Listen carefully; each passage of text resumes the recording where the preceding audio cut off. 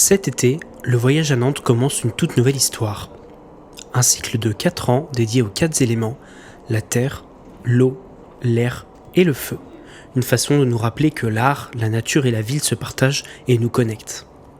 Pour cette édition 2026, on commence par le plus concret, le plus brut, la terre. Matière première, mémoire de la ville et symbole du vivant.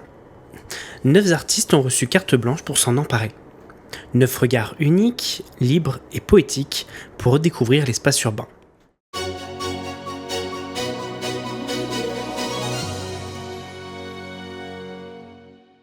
Nous voilà juste devant le théâtre Gralin, où on peut admirer Fossile Opéra de Théo Mercier.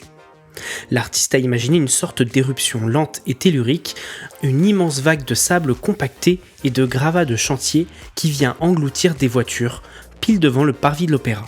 C'est un clin d'œil super malin à l'histoire de la place qui était un gros axe de circulation avant de devenir piétonne. Le détail qui change tout, quand on s'approche des habitacles, on entend des morceaux d'opéra remixés qui s'échappent des fenêtres. On peut voir également des phares qui sont encore allumés. Bref, c'est une fouille archéologique de notre propre modernité. C'est très poétique, c'est à ne pas louper, c'est la plus grosse œuvre de ce voyage à Nantes. Cette fois, on change d'ambiance et on se plonge sous la cathédrale de Nantes. Dans les cryptes, un lieu chargé d'histoire et de mémoire, l'artiste Anne-Charlotte Finel a installé un parcours vidéo fascinant. Son truc à elle, c'est de filmer l'entre-deux. Les zones sauvages, la nuit et les formes de vie qui résistent là où on ne regarde plus. Au fil de la descente dans les alcôves, on traverse ses œuvres comme un voyage de la surface vers les profondeurs de la Terre.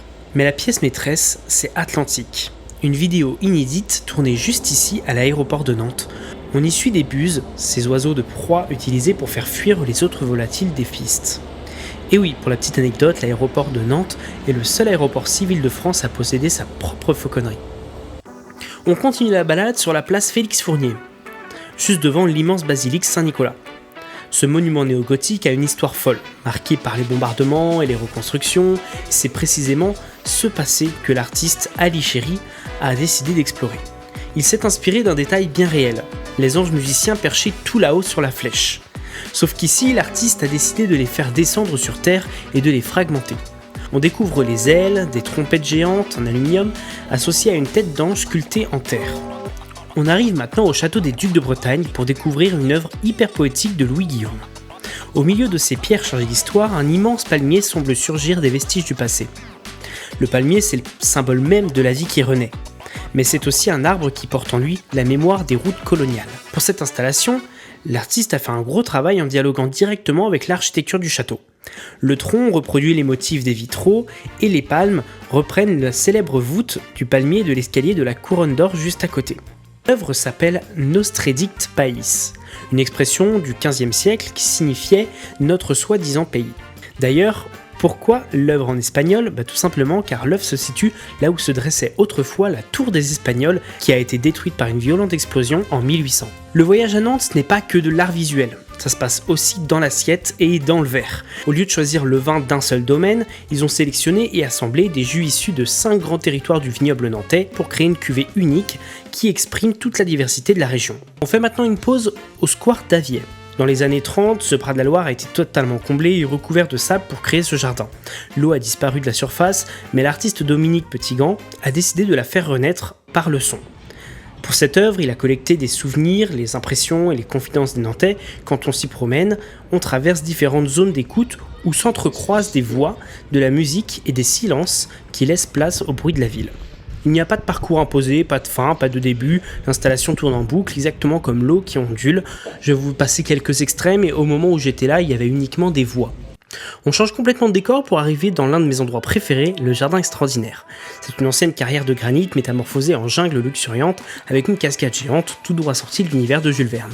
C'est le spot parfait pour accueillir les sculptures monumentales de Barbara Schroeder, les Mystériennes. L'artiste a installé 6 colonnes immenses qui ressemblent à des architectures antiques, mais le secret de ces œuvres réside dans leur matière. Elles sont fabriquées à partir de bousses de vache mélangées à de la terre, de la ouate et du ciment.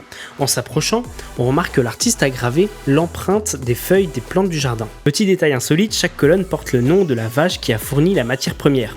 Elle s'appelle donc Pupille, Rosie ou encore Mimi. Aujourd'hui, la nature reprend ses droits et les petites mousses poussent directement dans les fissures.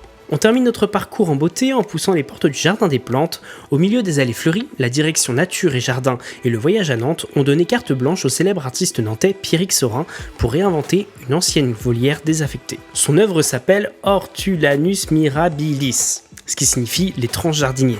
Si vous vous approchez des grilles, enfin maintenant des vitres, vous allez assister à une scène d'une illusion totale. À l'intérieur de la volière, un faux hologramme à taille humaine pour donner vie à un drôle de jardinier un peu lunaire.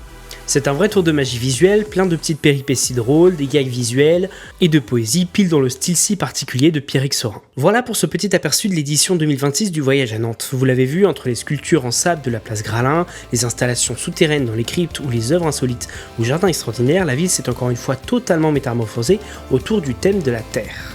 Personnellement, je trouve cette édition un tout petit peu en deçà des autres éditions les autres années, des œuvres un petit peu moins impressionnantes, mais on est uniquement sur la première, une série de 4, donc attendons de voir les prochaines années ce qu'on nous propose. En tout cas, le voyage à Nantes continue tout l'été, alors n'hésitez pas à suivre la ligne verte pour découvrir tout ce que Nantes peut vous offrir.